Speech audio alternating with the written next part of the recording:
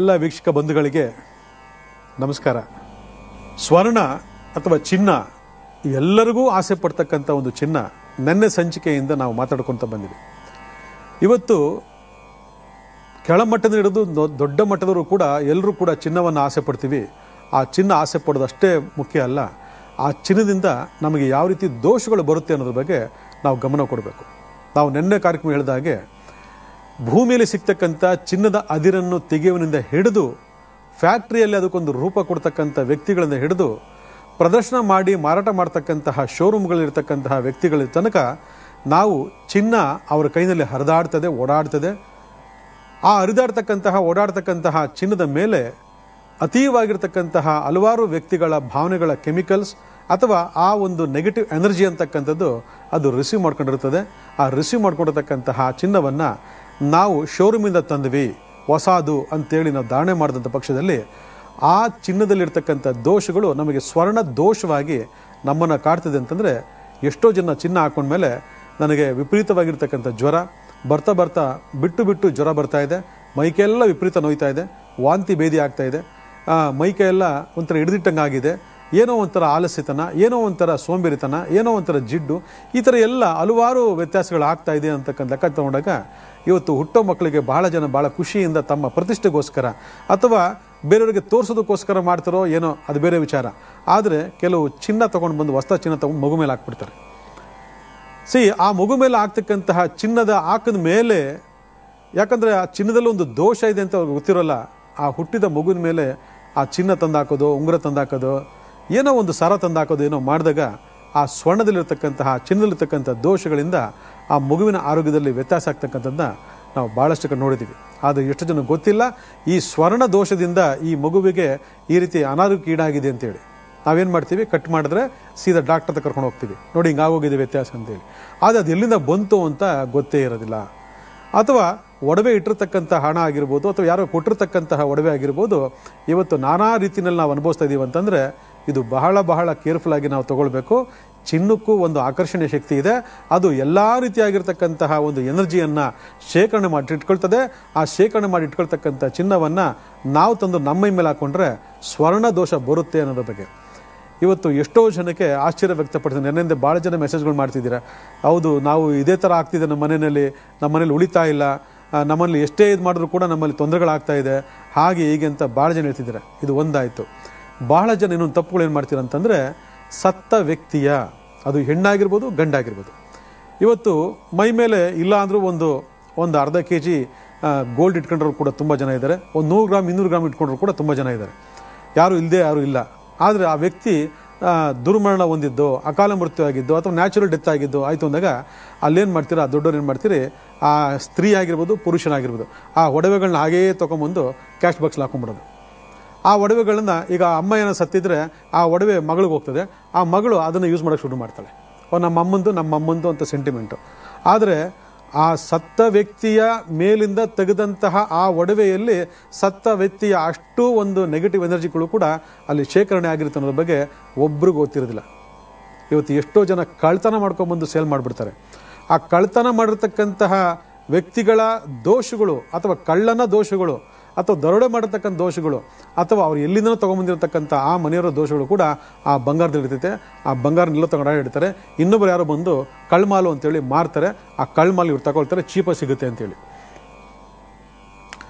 ಎಷ್ಟೊಂದು ತಪ್ಪುಗಳನ್ನು ನಾವು ಮಾಡ್ತೀವಿ ಅಂತಂದರೆ, ಚಿನ್ನ ಎಲ್ರಿಗೂ ಆಸೆ, ಅದರ ಆಕರ್ಷಣೆಗೆ ಒಳಗಾಗಿರ್ತಕ್ಕಂಥ ವ್ಯಕ್ತಿನೇ ಇಲ್ಲ ಭೂಲೋಕದಲ್ಲಿ.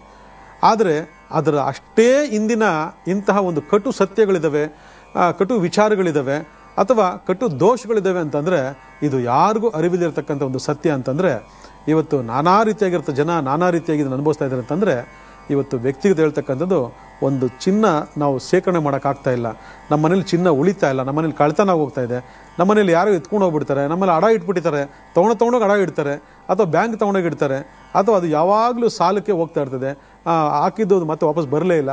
ಈ ಥರ ಹಲವಾರು ವಿಚಾರಗಳನ್ನ ಹೇಳಿದಾಗ ಅದು ಎಷ್ಟು ನೋವು ದುಃಖ ಆಗುತ್ತೆ ನಮ್ಮ ಹೆಣ್ಮಕ್ಳಿಗಂದ್ರೂ ಎಸ್ಪೆಷಲಾಗೆ. ಅದು ಅನುಭವಿಸ್ದವ್ರಿಗೆ ಮಾತ್ರ ಗೊತ್ತು, ಎಲ್ಲರಿಗೂ ಗೊತ್ತಾಗೋದಿಲ್ಲ. ಈ ಥರ ಎಲ್ಲ ಇದೆಯಲ್ವಾ, ತಿಳ್ಕೊಂಡ್ರಲ್ವಾ? ಹಾಗಾದರೆ ಈ ದೋಷವನ್ನು ತೆಗಿತಕ್ಕಂಥ ಬಗೆ ಹೇಗೆ ಅದನ್ನು ಫಸ್ಟ್ ತಿಳ್ಕೋಬೇಕು. ಯಾಕಂದರೆ ದೋಷ ತೆಗಿತೀವಿ ಅಂತ ನಾವು ಅನ್ಕೊಳ್ತೀವಿ, ಆದರೆ ದೋಷ ತೆಗೆದ್ರ ಹಿಂದೆ ಹಲವಾರು ವಿಚಾರಗಳು ಕೂಡ ಜಾತಕ ರೀತಿ ಇರ್ತದೆ. ಜಾತಕದಲ್ಲಿ ಸ್ವರ್ಣ ದೋಷ ನೋಡಿ, ಎಷ್ಟು ಜನ ಗೊತ್ತಿದೆ ಇದು. ಎಷ್ಟೋ ಜನ ಜಾತಕವನ್ನು ಬಲ್ಲರೂ ಗೊತ್ತಿಲ್ಲ ಜಾತಕದಲ್ಲಿ ಸ್ವರ್ಣ ದೋಷ ಇದೆ ಅಂತ. ಸ್ವರ್ಣ ದೋಷ ಅಂದರೆ ಸ್ವರ್ಣದಲ್ಲಿ ಇರ್ತಕ್ಕಂತಹ ಹಲವಾರು ಬಗೆಗಳ ದೋಷಗಳು ಧರಿಸಿದ ಮೇಲೆ ತಗೊಂಡ ಮೇಲೆ ಅದು ಮಾರಕವಾಗಿ ಕೆಲಸ ಮಾಡುತ್ತೆ ಅನ್ನೋದ್ರ ಬಗ್ಗೆ. ಆದರೆ ಈ ಜಾತ ಇರ್ತಕ್ಕಂಥ ಸ್ವರ್ಣ ದೋಷಗಳು ತಗೊಂಡಾಗ ಶುಕ್ರ ಯಾರ ಜಾತಿಯಲ್ಲಿ ನೀಚನಾಗಿದ್ದಾನೆ ಅವ್ರಿಗೆ ಈ ಸ್ವರ್ಣ ದೋಷ ಅಂತಕ್ಕಂಥದ್ದು ನಿಮಗೆ ಹುಡ್ಕೊಂಡು ಬರ್ತದೆ. ಯಾಕಂದರೆ ಆಸೆ ಪಡೋದು ಸಹಜ, ಆದರೆ ಆಸೆಗೆ ತಕ್ಕಂತಹ ಒಡವೆಗಳು ಅಥವಾ ಚಿನ್ನ ನಿಮ್ಮ ಮನೆಗೆ ಬಂದಾಗ ಅದು ದೋಷಪೂರಿತವಾಗಿಯೇ ಬಂದಿರುತ್ತೆ ಅನ್ನೋದು ಅಷ್ಟೇ ಕಟು ಸತ್ಯವಾಗಿರ್ತದೆ. ಇದ್ರ ಬಗ್ಗೆ ಗಮನ ಕೊಡಬೇಕು. ಅದಾದ ಮೇಲೆ ಶುಕ್ರ ರಾಹು ಕಾಂಬಿನೇಷನ್ ಇರ್ತಕ್ಕಂಥವ್ರು ಚೆಕ್ ಮಾಡ್ಕೊಳ್ಬೇಕಂದ್ರೆ ಧನಸ್ಥಾನದಲ್ಲಿ ನಿಮಗೆ ಶುಕ್ರ ರಾಹು ಕಾಂಬಿನೇಷನ್ ಇರ್ತಕ್ಕಂಥವ್ರಿಗೆ ಈ ಚಿನ್ನಕ್ಕೆ ಸಂಬಂಧಪಟ್ಟಂಥ ಹಲವಾರು ನಷ್ಟ ಕಷ್ಟಗಳನ್ನು ಅನುಭವಿಸ್ತೀರಿ. ಅದೇ ರೀತಿ ಶುಕ್ರ ಕೇತು ಅಂತಕ್ಕಂಥ ಕಾಂಬಿನೇಷನ್ ಕೂಡ ಜಾತಿಯಲ್ಲಿ ಬಂತು ಅಂದರೆ ಧನಸ್ಥಾನದಲ್ಲಿ ಅದು ಕೂಡ ಹಲವಾರು ರೀತಿಯಾಗಿರ್ತಕ್ಕಂತಹ ಈ ಚಿನ್ನ ದೋಷ ಅಥವಾ ಚಿನ್ನ ನಷ್ಟಕ್ಕೆ ಕಾರಣವಾಗ್ತದೆ. ಅದೇ ರೀತಿ ಗುರು ಕೇತು ಅಂತಕ್ಕಂಥದ್ದು, ಗುರು ರಾಹು ಅಂತಕ್ಕಂಥ ಒಂದು ಕಾಂಬಿನೇಷನ್ ಕೂಡ ಭಾಳ ವಿಶೇಷವಾಗಿ ಕಾಣ್ತಕ್ಕಂಥದ್ದು. ಇಂದಿನ ಜನ್ಮದಲ್ಲಿ ಯಾರ್ದಾದ್ರೂ ಒಡವೆಯನ್ನು ಕದ್ದು ಹಾಳು ಮಾಡಿದರೆ, ಇಂದಿನ ಜನ್ಮದಲ್ಲಿ ದೇವರ ಒಡವೆಯನ್ನು ಕದ್ದು ಹಾಳು ಮಾಡಿದರೆ ಈ ಜನ್ಮದಲ್ಲೂ ತುಂಬ ಜನ ಮಾಡ್ತಿದ್ರು, ಇಲ್ಲ ಅಂತ ಹೇಳಲ್ಲ ನಾನು. ದೇವಸ್ಥಾನಕ್ಕೆ ಹಾಕಿದ್ದು ಒಡವೆಗಳನ್ನೆಲ್ಲ ಎತ್ಕೊಂಡೋಗಿ ದುರ್ಬಳಕೆ ಮಾಡ್ಕೊಳ್ತಿದ್ದಾರೆ. ಇವತ್ತು ಎಷ್ಟೋ ದೇವಸ್ಥಾನಗಳಲ್ಲಿ ನಾವು ಆಗೊಂದು ಈಗೊಂದು ಆ ಕತೆ ಈ ಕತೆ ಕೇಳ್ತಾ ಇರ್ತೀವಿ. ಇದು ಮಹಾ ಅಪರಾಧ. ದೈವ ದೋಷದ ಜೊತೆಗೆ ಸ್ವರ್ಣ ದೋಷವೂ ಕೂಡ ಇವ್ರನ್ನ ಕಾಡ್ತದೆ ವಂಶ ಪಾರಂಪರ್ಯವಾಗಿ. ಆ ರೀತಿ ದೈವ ದೋಷ ಸ್ವರ್ಣ ದೋಷ ಬಂದಂಥ ಪಕ್ಷದಲ್ಲಿ ಇವರು ಈ ಜನ್ಮದಲ್ಲಿ ನಾನಾ ರೀತಿಯಾಗಿರ್ತಕ್ಕಂಥ ಆರ್ಥಿಕ ಸಂಕಷ್ಟಗಳು ಈಡಾಗ್ತಾರೆ ಅಂತಂದರೆ ಇವತ್ತು ಪ್ರತ್ಯಕ್ಷವಾಗಿ ಪರೋಕ್ಷವಾಗಿ ನಾವು ಹಲವಾರು ಜನಗಳನ್ನ ನಾವು ನೋಡ್ಬೋದು. ಇದನ್ನು ಗಮನದಲ್ಲಿಟ್ಟು ಒಂದ್ಸರಿ ಅಬ್ಸರ್ವ್ ಮಾಡಿದ್ರೆ ನಿಮ್ಗೆ ಗೊತ್ತಾಗ್ತದೆ. ಸ್ವರ್ಣ ದೋಷ ಅಂತಕ್ಕಂಥದ್ದು ಜನ್ಮ ಜನ್ಮಾಂತರ ಕೊಡ್ತಕ್ಕಂಥ ಶಿಕ್ಷೆ ಅಂತೇಳಿ. ದೈವ ದೋಷ ಸ್ವರ್ಣ ದೋಷ ಇವೆರಡೂ ಕೂಡ ಆಗಿನ ಕಾಲದಿಂದಲೂ ಕೂಡ ವಂಶ ಪಾರಂಪರ್ಯ ಹೊರ್ಕೊಂಡು ಬರ್ತಿರ್ತದೆ. ಅದು ತಂದೆಯಿಂದ ಮಗನಿಂದ ಮಕ್ಕಳಿಂದ ಅದು ಹಾಗೆ ಹರಿದು ಹೋಗ್ತಿರ್ತದೆ. ಅವರೆಲ್ಲ ಈ ಜನ್ಮದಲ್ಲಿ ಆರ್ಥಿಕವಾಗಿ ಭಾಳಷ್ಟು ಅನುಭವಿಸ್ತಿರ್ತಾರೆ. ಅವ್ರ ಮನೆಯಲ್ಲಿ ಎಷ್ಟೇ ದುಡ್ಡಿದ್ರು ಕಳ್ತನ ಆಗುತ್ತೆ, ಎಷ್ಟೇ ಒಡವೆ ತಂದಿಟ್ರು ಕೂಡ ಕಳ್ತನ ಆಗೋಗ್ತದೆ. ಈ ರೀತಿ ಹಲವಾರು ವಿಚಾರಗಳನ್ನು ನಾವು ಆಲೋಚನೆ ಮಾಡ್ಕೊಳ್ತಾ ಬಂದರೆ ಪ್ರತಿಯೊಂದು ವಿಚಾರದಲ್ಲಿ ಅಂದರೆ ಅದಿರನ್ನು ತೆಗೆದಂಥ ವ್ಯಕ್ತಿಯಿಂದ ಹಿಡಿದು ಮಾರಾಟ ಮಾಡಿರ್ತಕ್ಕಂಥ ವ್ಯಕ್ತಿನ ಹಿಡಿದು ಫ್ಯಾಕ್ಟ್ರಿಲಿ ತಯಾರು ಮಾಡ್ತಕ್ಕಂಥ ವ್ಯಕ್ತಿಯಿಂದ ಹಿಡಿದು ಅಡಮಾನ ಇಟ್ಕೊಳ್ತಕ್ಕಂಥ ವ್ಯಕ್ತಿನ ಹಿಡಿದು ಸತ್ತ ವ್ಯಕ್ತಿಯ ಒಡವೆಗಳನ್ನು ಕೂಡ ನೀವು ಅಥವಾ ಯಾರಿಗೋ ಬೇರೆಯವ್ರು ಕೊಟ್ಟಿರ್ತಕ್ಕಂಥ ಒಡೆಯನ್ನು ಕೂಡ ನಿಮ್ಮ ಮನೆ ತಂದಾಗ ನೀವು ಪ್ರತಿಯೊಬ್ಬರು ಕೂಡ ಸ್ವರ್ಣ ದೋಷವನ್ನು ನಿವೃತ್ತಿ ಮಾಡಬೇಕು. ಸ್ವರ್ಣ ದೋಷವನ್ನು ನಿವೃತ್ತಿ ಮಾಡಲಿಲ್ಲ ಅಂತಂದಾಗ ಅದು ಇಡೀ ಮನೆಯನ್ನು ಕಾಡ್ತದೆ, ಇಡೀ ಮನಸ್ಸನ್ನು ಕಾಡ್ತದೆ, ದೈಹಿಕವಾಗಿ ಮಾನಸಿಕವಾಗಿ. ನಿಮಗೆ ಗೊತ್ತೇ ಆಗಲ್ಲ. ಅದರಲ್ಲೂ ಈ ಪ್ರಾರಬ್ಧ ಕರ್ಮಗಳು ಬಂದ ಸಂದರ್ಭದಲ್ಲಿ ಗುರು ದೋಷ ಇದ್ದರೆ ತುಂಬ ಕಾಡುತ್ತೆ, ಶುಕ್ರ ದೋಷ ಇದ್ದರೆ ತುಂಬ ಈ ದೋಷಗಳು ನಿಮ್ಮನ್ನು ಕಾಡ್ತಾ ಬರ್ತದೆ. ಅದರಿಂದ ಈ ಸಂದರ್ಭದಲ್ಲಿ ನೀವು ಮಾಡಬೇಕಾದ ಕೆಲಸ ಏನಂದರೆ ಅದು ಒಂದು ಮೂಗುತಿ ಬೊಟ್ಟಾಗಿರ್ಬೋದು. ಅಂದರೆ 1 ಗ್ರಾಮು 2 ಗ್ರಾಮು ಮೂಗುತಿ ಬೊಟ್ಟಿಂದ ಹಿಡಿದು ನೀವು KG ಗಟ್ಟಲೆ ಬಂಗಾರ ನಿಮ್ಮಲ್ಲಿ ಇತ್ತು ಅಂದ್ರೆ ಅದನ್ನು ಇವತ್ತೇ ಶುದ್ಧಿ ಮಾಡಿ. ಇವತ್ತಂದರೆ ಇವತ್ತಲ್ಲ, ಅದಕ್ಕೊಂದು ಡೇ ಇದೆ, ಅದು ಹೇಳ್ಕೊಡ್ತೀನಿ ಯಾವತ್ತಂತ. ಆ ಡೇಯಿಂದ ಶುದ್ಧಿ ಮಾಡ್ಕೊಳ್ಳಿ. ಫಸ್ಟ್ ತಿಳ್ಕೊಳ್ಳಿ. ಮೊದಲು ಆ ಒಡವೆ ಹೊರಗಡೆಯಿಂದ ಒಡವೆ ತಂದ ಮೇಲೆ ಅಥವಾ ಮನೇಲಿರ್ತಕ್ಕಂಥ ಒಡವೆಯನ್ನು ನೀವು ಶುದ್ಧಿ ಮಾಡ್ಬೇಕಾದ್ರೆ ಏನು ಮಾಡಬೇಕು ಅಂದರೆ ಫಸ್ಟ್ ನೀವು ಆ ಒಡವೆ ತಂದ ಮೇಲೆ ಒಂದು ಒಳ್ಳೆ ಶುದ್ಧವಾದ ಒಂದು ಪಾತ್ರೆನಲ್ಲಿ ಹಾಕ್ಕೊಂಡು ನೀವೇನು ಮಾಡಬೇಕು, ಅದನ್ನು ಒಳ್ಳೆಯ ನೀರಿನಲ್ಲಿ ಅದನ್ನು ತೊಳಿಬೇಕಂದ್ರೆ ಹಾಕ್ಕೊಂಡು ಎಲ್ಲ ಹಾಕೊಂಡು ಇದಾಗ ಸೋಪಾಗಿ ಉಜ್ಬಿಡೋದಲ್ಲ, ಆ ನೀರಿನಲ್ಲಿ ಮುಳುಗಿಸಿ ಇಡಬೇಕು. ಒಂದು ಅರ್ಧ ಗಂಟೆ ಶುದ್ಧವಾದ ನೀರಿನಲ್ಲಿ ಅದನ್ನು ಮುಳುಗಿಸಿ ಇಡಬೇಕು. ಅದಾದ ಮೇಲೆ ನೀವೇನು ಮಾಡಬೇಕು, ಒಂದು ಸ್ವಲ್ಪ ಅರಿಶಿನ ನೀರಿನಲ್ಲಿ ಅದನ್ನು ಅರ್ಧ ಗಂಟೆ ಮುಳುಗಿಸಿಡಬೇಕು. ಅದಾದಮೇಲೆ ಏನು ಮಾಡಬೇಕು, ಪನ್ನೀರು ಅಂತ ಸಿಗುತ್ತೆ, ರೋಸ್ ವಾಟ್ರು, ಆ ಪನ್ನೀರಲ್ಲಿ ಅರ್ಧ ಗಂಟೆ ಅದನ್ನು ಮುಳುಗಿಸಿಡಬೇಕು. ಇದಾದ ಮೇಲೆ ಸುಮಾರು 2 ರಿಂದ 3 ಗಂಟೆಗಳ ಕಾಲ ನೀವು ಒಂದು ಬೌಲಲ್ಲಿ ಒಂದು ಕಲ್ಲುಪ್ಪು ತಗೊಳ್ಳಿ. ಕಲ್ಲುಪ್ಪು ಅಂದರೆ ಅಯೋಡೈಸ್ ಉಪ್ಪು ಬೇಡ, ನಾರ್ಮಲ್ ಕಲ್ಲುಪ್ಪು, ಲೋಕಲ್ ಕಲ್ಲುಪ್ಪು ಇದೆ, ಅದನ್ನು ತಗೊಳ್ಳಿ. ಆ ರಾ ಕಲ್ಲುಪ್ಪನ್ನು ತೊಗೊಂಡು ಬಂದು ಅದೊಂದು ಬೌಲೊಳಗೆ ಇಟ್ಬಿಟ್ಟು ಆ ಬೌಲ್ ಮೇಲೆ ಈ ಹೊಸ ಒಡವೆ ಹಳೆ ಒಡವೆ ಏನಿದೆ ಎಲ್ಲವನ್ನೂ ಕೂಡ ಆ ಬೌಲ್ ಮೇಲೆ ಇಟ್ಬಿಟ್ಟು ಒಂದು ಇಡೀ 24 hours ಬಿಟ್ಬಿಡಿ. ಬಿಟ್ಟಾಗ ಏನಾಗುತ್ತೆ, ಈ ನಕಾರಾತ್ಮಕ ಶಕ್ತಿಯನ್ನು ತೆಗೆಯೋದ್ರಲ್ಲಿ ಕಲ್ಲುಪ್ಪನಂತಹ ಅದ್ಭುತವಾದ ವಸ್ತು ಪ್ರಪಂಚದಲ್ಲಿ ಬೇರೆ ಯಾವುದೂ ಇಲ್ಲ. ಅದು ನಿಮ್ಗೆ ಗೊತ್ತಿದೆಯೋ ಗೊತ್ತಿಲ್ಲ, ಎಷ್ಟೋ ಜನಕ್ಕೆ ಗೊತ್ತಿದೆ, ಅದನ್ನು ಮಾಡ್ಕೊಳ್ತಾರೆ. ಆದರೆ ಈ ಪದ್ಧತಿಲಿ ಮಾಡಬೇಕು ಅನ್ನೋದ್ರ ಬಗ್ಗೆ ಎಷ್ಟೋ ಜನಕ್ಕೆ ಗೊತ್ತೇ ಇಲ್ಲ. ಅದರಿಂದ ಆ ಕಲ್ಲುಪ್ಪಿನ ಮೇಲೆ ಈ ಒಡವೆ ತೊಗೊಂಡೋಗಿ ಹಿಂಗೆ ಇಟ್ಬಿಡ್ಬೇಕು. ಬೌಲ್ ತೊಗೊಂಬರೋದು, ಬೌಲ್ ತಂದು ಆ ಚಿನ್ನ ಹಂಗೆ ಇಟ್ಬಿಡೋದು. ಅಯ್ಯೋ ಹೊಸ ಚಿನ್ನ ಉಪ್ಪು ತಿನ್ಬಿಡುತ್ತಾ, ಅದು ತಿನ್ಬಿಡುತ್ತಾ ಅಂತ ಭಾಳ ಜನ ಇದು ಮಾಡ್ತೀರ. ಯಾವ ಉಪ್ಪು ನಿಮ್ಮ ಚಿನ್ನನ ತಿನ್ಬಿಡೋದಿಲ್ಲ. ಚಿನ್ನವನ್ನು ತಿನ್ನೋದು ಒಂದೇ ಒಂದು ಪಾದರಸ, ಪಾದರಸಿಗೆ ಇದು ಟಚ್ ಆಗಬಾರ್ದು. ಪಾದರಸಿಗೆ ಟಚ್ ಆಯಿತು ಅಂದರೆ ಹೋಗ್ಬಿಡ್ತೀನಿ ನಿಮ್ಮ ಚಿನ್ನ. ಆದರೆ ಕಲ್ಲುಪ್ಪಿನಲ್ಲಿ ಅದನ್ನು ಜಸ್ಟ್ ತೊಗೊಂಡೋಗಿ ನಿಮಗೆ ಇಟ್ಬಿಡ್ಬೇಕಷ್ಟೆ. ಯಾವುದಾದ್ರಲ್ಲಿ ಸರ, ನಕ್ಲೆಸ್ಸು, ಒಡವೆ, ಮೂಗುತಿ, ಅದು ಇದು ಏನೇನಿದೆಯೋ ಬಿಸ್ಕೆಟ್ ಎಲ್ಲ ಸೇರಿ ನೀವೇನು ಮಾಡಬೇಕು ಅಲ್ಲಿ ತಗೊಂಡು ಇಟ್ಬಿಡ್ಬೇಕು. ಆ ಹಿಟ್ಟಾಗ ಆ ಒಂದು ನಕಾರಾತ್ಮಕ ಶಕ್ತಿ, ಆ ಸ್ವರ್ಣದಲ್ಲಿರ್ತಕ್ಕಂತಹ ಆ ನಕಾರಾತ್ಮಕ ಶಕ್ತಿ ಏನಾಗುತ್ತೆ, ಅದು ಎಲ್ಲ ಹೊಟ್ಟೋಗ್ತದೆ. ಈ ರೀತಿ ಆ ಪ್ರತಿಯೊಂದು ಹಂತದಲ್ಲೂ ಇವತ್ತು ನೀವು ತೊಗೊಂಡೋಗಿ ಒಡವೆ ಇಟ್ಟಿದ್ದೀರಾ, ಅಡ ಇಟ್ಟಿದ್ದೀರಾ, ಅದು ಬಂದ ತಕ್ಷಣ ಈ ಕೆಲಸ ಮಾಡಿ. ಬ್ಯಾಂಕ್ ಲಾಕರ್ಲಿ ಇಟ್ಟಿದ್ದೀರಾ, ಅಲ್ಲಿಂದ ತೊಗೊಂಡು ಬಂದ ತಕ್ಷಣ ಈ ಕೆಲಸ ಮಾಡಿ. ಅಥವಾ ಯಾರಿಗಾದರೂ ಪಾರ್ಟಿ ಫಂಕ್ಷನ್ ಕೊಟ್ಟಿದ್ರೆ ಕೊಡಬಾರ್ದು. ಆ್ಯಕ್ಚುಲಿ ಇದನ್ನು ತಿಳ್ಕೊಳ್ಳಿ. ಆಮೇಲೆ ಕೊಟ್ಟುಬಿಟ್ಟು ನಷ್ಟ ಆಯಿತು ಅಂದರೆ ಕೆಲವರಿಗೆ ಈ ದೋಷ ಇರೋರಿಗೆ ವಾಪಸ್ ತೊಗೊಂಡಿದ್ರೆ ಕೊಡೋದಿಲ್ಲ. ನಾನು ಹಿಂದಿನ ಸಂಚೆ ಕೂಡ ಒಂದು ಮಾತು ಹೇಳಿದ್ದೀನಿ, ನಾನು ಕೊಡಬಾರ್ದು ಅಂತೇಳಿ. ಆದರೆ ಏನೋ ಪ್ರೀತಿಯಿಂದ ಕೊಟ್ಟರು, ಎಮರ್ಜೆನ್ಸಿ ಕೈಯ ಕಾಲು ಹಿಡ್ಕೊಂಡ್ರು, ಬೇಡ್ಕೊಂಡ್ರು, ಕೊಟ್ಟರು ಅಂತ ಅಂದ್ಕೊಂಡ್ರೆ ಕೊಟ್ಟರೆ ಅದು ವಾಪಸ್ ಬಂದ ತಕ್ಷಣ ಇಮಿಡಿಯೇಟಾಗಿ ಆ ಕೆಲಸ ಮಾಡಿ. ಯಾಕಂದರೆ ಯಾರು ಯಾರಿಂದ ಯಾವ ರೀತಿಯಾಗಿರ್ತಕ್ಕಂಥ ನಕಾರಾತ್ಮಕ ಶಕ್ತಿಗಳು ಇದ್ರಲ್ಲಿ ಬಂದು ಸೇರ್ಕೊಂಡಿರುತ್ತೋ ನಿಮಗೆ ಗೊತ್ತೇ ಇರೋದಿಲ್ಲ. ಆಗ ಅದನ್ನು ಬಂದಿದ್ದನ್ನ ಹಾಗೆ ಬಳಸ್ಕೊಂಡು ಹೋಗೋದೇನಾಗುತ್ತೆ, ಆ ಸ್ವರ್ಣ ದೋಷ ಅಂತಕ್ಕಂಥದ್ದು ನಿಮ್ಮನ್ನು ಕಾಡೋಕ್ಕೆ ಶುರು ಮಾಡ್ತದೆ. ಇದನ್ನು ಭಾಳ ವಿಶೇಷವಾಗಿ ನೀವೇನು ಮಾಡಬೇಕು, ಈ ಸಂದರ್ಭಗಳಲ್ಲಿ ಮಾಡ್ಕೋಬೇಕು. ಅದು ಎಸ್ಪೆಷಲಿಗೆ ಬಂಗಾರ ತರಬೇಕು ಅಂತಂದಾಗ ಶುಕ್ರವಾರ ಶುಕ್ರ ಹೋರಿನಲ್ಲಿ ತಂದರೆ ಭಾಳ ಒಳ್ಳೆಯದು. ಶುಕ್ರವಾರ ಗುರು ಹೋರಲ್ಲಿ ತೊಗೊಂಬಂದರೆ ಭಾಳ ಒಳ್ಳೆಯದು. ಅಥವಾ ಗುರುವಾರ ಗುರು ಹೋರಲ್ಲಿ ತಂದರೆ ಒಳ್ಳೆಯದು. ಅಥವಾ ಗುರುವಾರ ಶುಕ್ರ ಹೋರಲ್ಲಿ ತೊಗೊಂಬಂದರೆ ಒಳ್ಳೆಯದು. ನೋಟ್ ಮಾಡ್ಕೊಳ್ಳಿ ಪಾಯಿಂಟ್ಗಳೆಲ್ಲ. ಯಾಕಂದರೆ ಭಾಳ ಜನ ವರ್ಷಕ್ಕೊಂದ್ಸರಿ ಬರ್ತದೆ ಅಕ್ಷಯ ತೃತೀಯ ಅಂತ, ಅದು ಯಾವತ್ತೋ ಬರ್ತದೆ. ಏನು ಇರೋ ಬರೋ ಜನ ಎಲ್ಲ ಮುಗಿ ಬೀಳ್ತೀರ. ಅದು ಯಾವತ್ತು ಬಂದಿದೆ ಗೊತ್ತಿಲ್ಲ. ಶನಿವಾರ ಬಂದರೂ ಅಕ್ಷಯ ತೃತೀಯ, ಭಾನುವಾರ ಬಂದರೂ ಅಕ್ಷಯ ತೃತೀಯ, ಮಂಗಳವಾರ ಬಂದರೂ ಅಕ್ಷಯ ತೃತೀಯ. ಹೇಗೆ ಸಾಧ್ಯ ಇದು? ಫಸ್ಟ್ ತಿಳ್ಕೊಬೇಕು. ಇದಕ್ಕೆ ರೂಲ್ ಮಾಡ್ತಕ್ಕಂಥ ಗ್ರಹ ಯಾವುದು? ಶುಕ್ರ. ಇದು ನೆನ್ಪಿಟ್ಕೊಳ್ಳಿ. ಶುಕ್ರ ಬೇರೆ ಅಲ್ಲ, ಚಿನ್ನ ಬೇರೆ ಅಲ್ಲ. ಈ ಶುಕ್ರ ನಾವು ಎಷ್ಟು ಅದ್ಭುತವಾಗಿ ನಾವು ಇದು ಮಾಡ್ತೀವೋ ಅಷ್ಟು ಅದ್ಭುತವಾಗಿ ಅವನು ನಮಗೆ ಕಾರ್ಯಗತ ಮಾಡ್ತಾನೆ. ಎಷ್ಟೋ ಜನ ನಮ್ಮಲ್ಲಿ ತಂಗಲ್ಲ ಅಂದಂಗಲ್ಲ ಅಂತ ಹೇಳ್ತಾರೆ. ಆದರೆ ಇದನ್ನು ಭಯ, ಭಕ್ತಿ, ಗೌರವ ನೋಡ್ಕೋಬೇಕು. ಸುಮ್ಮನೆ ಎಲ್ಲೋ ತಗೊಂಬಂದಂಗೆ ಹಾಕೊಂಬಿಡೋದು, ಹಿಂಗೆ ಬಿಸಾಕ್ಬಿಡೋದು. ಇದು ಲೋಹ ಅನ್ಕೊಳ್ತೀರಾ. ನೋಡಿ, ಮೊನ್ನೆ ನಾನು ನೋಟಿನ ಬಗ್ಗೆ ಹೇಳಿದೆ. ನೋಟು ನಾವು ಪ್ರಿಂಟ್ ಹಾಕಿದ್ದೀವಿ, ಆದರೆ ಅದು ಮಹಾಲಕ್ಷ್ಮಿ ಸ್ವರೂಪ. ಯಾಕೆ? ಅದಕ್ಕೊಂದು ಮೌಲ್ಯ, ಅದಕ್ಕೊಂದು ಬೆಲೆ ಇದೆ. ಆ ಬೆಲೆ ಇಲ್ಲ ಅಂದರೆ ಅದಕ್ಕೆ ಇದೇ ಇಲ್ಲ. ಅದು ಅದೇ ಥರ ಈ ಚಿನ್ನಕ್ಕೂ ಒಂದು ಅದ್ಭುತವಾದ ಬೆಲೆ ಇದೆ. ಗ್ರಾಮ್ಗೂ ಎಷ್ಟೆಷ್ಟು ಸಾವಿರಗಳು ನಾವು ಕೊಡ್ತೀವಿ. ಆದರೆ ಇದ್ರ ಹಿಂದೆ ಇರತಕ್ಕಂತಹ ಮಹಾನ್ ಶಕ್ತಿಗೆ ನಾವು ಬೆಲೆ ಕಟ್ತಿಲ್ಲ. ಆದರೆ ಆ ಲೋಹಕ್ಕೆ ನಾವು ಬೆಲೆ ಕಟ್ಟಿದಾಗ ಆ ಲೋಹದಿಂದ ಆ ಬೆಲೆನೂ ಉತ್ಪತ್ತಿ ಮಾಡೋರು ಯಾರು ಗೊತ್ತಾ? ಅದೇ ಮಹಾಲಕ್ಷ್ಮಿ.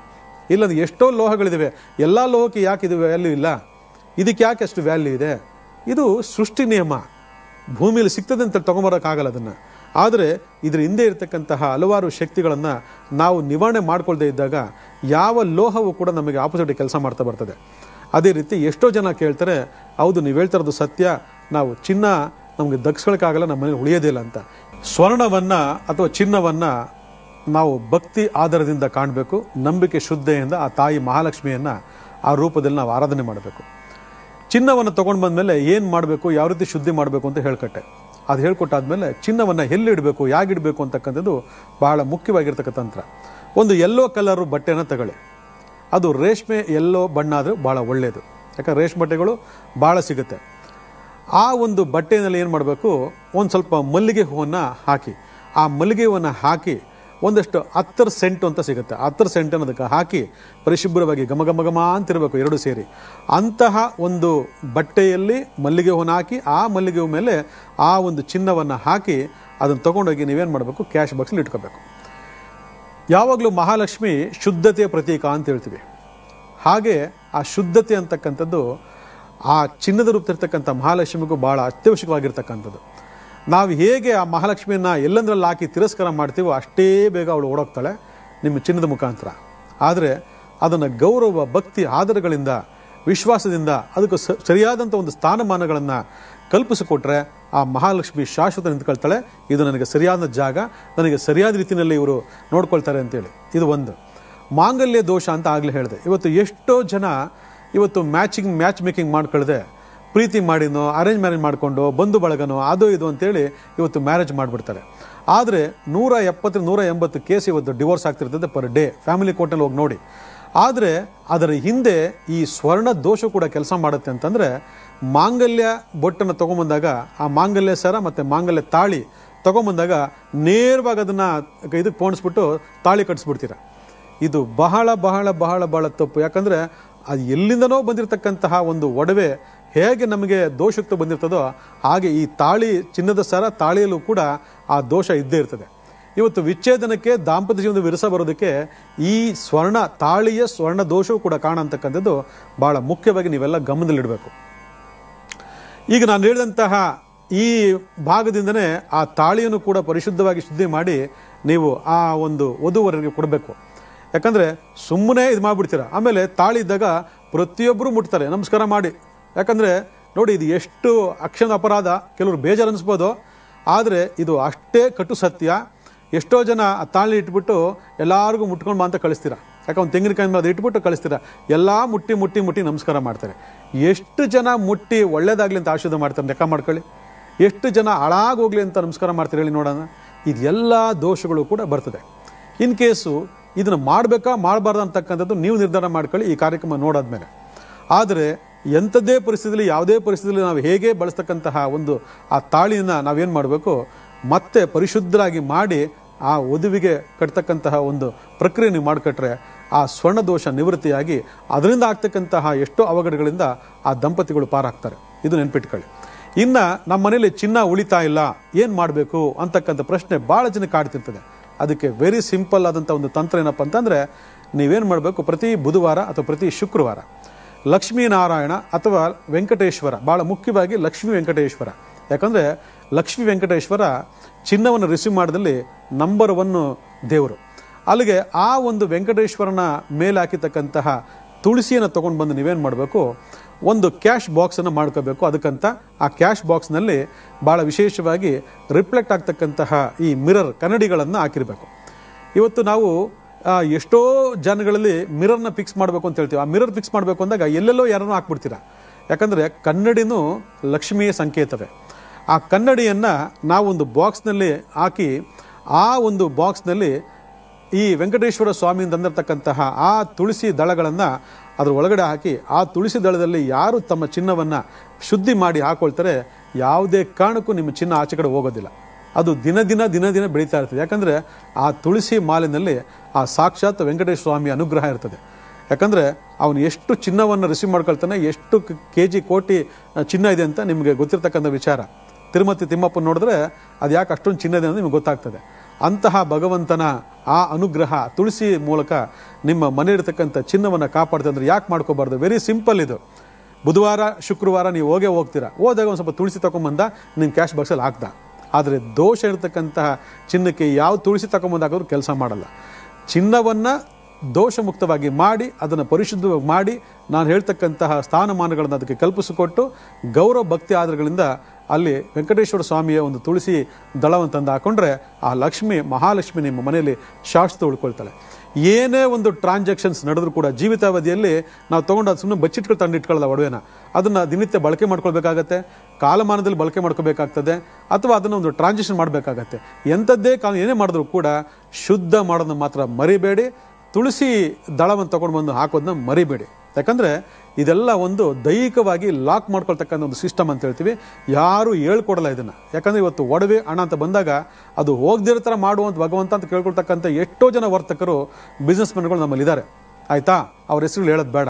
ಅದು ಅನುಭವಪೂರ್ವಕವಾಗಿ ಇವತ್ತು ಕಣ್ಣೀರಲ್ಲಿ ಕೈ ತುಳಿತಕ್ಕಂಥ ಎಷ್ಟೋ ಜನ ನಮ್ಮ ಸಮಾಜದಲ್ಲಿ ಕಾಣ್ತಾರೆ. ಯಾಕಂದರೆ ಒಂದೊಂದು ಗ್ರಾಮ್ಗೂ ಅವ್ರು ಅಷ್ಟು ಕಷ್ಟಪಟ್ಟಿರ್ತಾರೆ.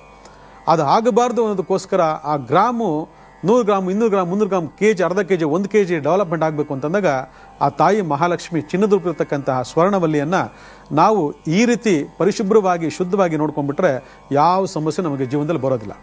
ಅದಾದಮೇಲೆ ಶುಕ್ರವಾರ ದಿವಸ, ಗುರು ಹೋರೆ, ಈ ಥರ ಒಂದು ದಿನಗಳಲ್ಲಿ ಆ ಚಿನ್ನವನ್ನು ತೊಗೊಂಡು ಬರಬೇಕಾಗ್ತದೆ. ಯಾಕಂದರೆ ಯಾವಾಗೋ ಒಂದು ವರ್ಷದಲ್ಲಿ ಅಕ್ಷಯ ತೃತೀಯ ಬರುತ್ತೆ ಅಂತಂದರೆ ಅದ್ರಲ್ಲಿ ಯಾವುದೇ ರೀತಿಯಾದಂಥ ಉರುಳಿಲ್ಲ, ಅದ್ರಲ್ಲಿ ಯಾವುದೇ ರೀತಿ ಸತ್ಯ ಇಲ್ಲ. ಎಲ್ಲ ಶುಕ್ರವಾರ ತೊಗೊಂಡು ತರ್ಬೋದು. ಅದು ತರಬೇಕು ಅಂದಾಗ ಈ ನಿಯಮಗಳನ್ನು ಪಾಲನೆ ಮಾಡ್ಕೊಂಡು ಬಂದರೆ ಆ ಮನೆಯಲ್ಲಿ, ನಿಮ್ಮ ಮನೆಯಲ್ಲಿ ಶಾಶ್ವತವಾಗಿರ್ತಕ್ಕಂಥ ಮಹಾಲಕ್ಷ್ಮಿ ಸ್ವರ್ಣವಲ್ಲಿ ಉಳ್ಕೊತಾಳೆ, ನಿಮ್ಮನ್ನೆಲ್ರಿಗೂ ಅಭಿವೃದ್ಧಿ ಮಾಡ್ತಾಳೆ, ಕಾಪಾಡ್ತಾಳೆ ಅಂತೇಳಿ ಕಾರ್ಯಕ್ರಮ ಮುಗಿಸ್ತಾ ಇದ್ದೀವಿ. ನಮಸ್ಕಾರ.